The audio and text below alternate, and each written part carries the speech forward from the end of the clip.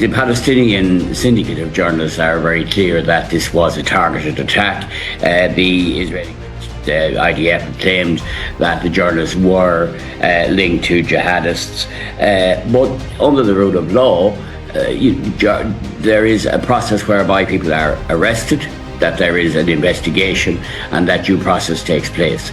But we have become all too familiar with the failure of due process.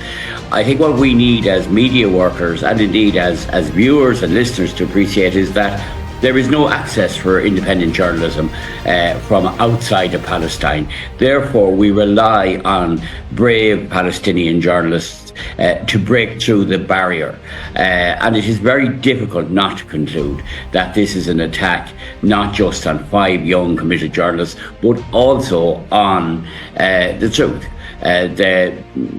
Long before October of last year, the International Federation of Journalists and the NUJ were very clear that we support that Israel has been attempting to silence journalists, that there has been a war on the truth. And unfortunately, this incident has not happened in isolation of a wider event.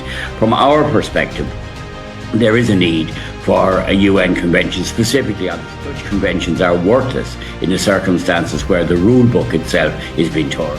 Is that they say they hit militants. They've not said that they have killed journalists. That's the official line from Israel. So I do just have to point out that is what they have said. I want to come back to something you talked about there, the circumstances in Gaza and the number of journalists, Palestinian journalists, that are able to operate. Have we any idea the numbers that are still operating there, trying to get their stories out? You touched there on the difficulties of them trying to show the world what life in Gaza is like.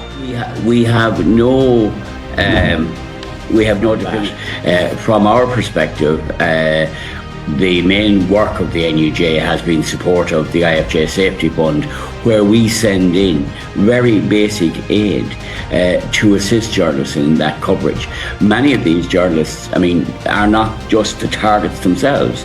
The families of journalists in Palestine have also been targeted.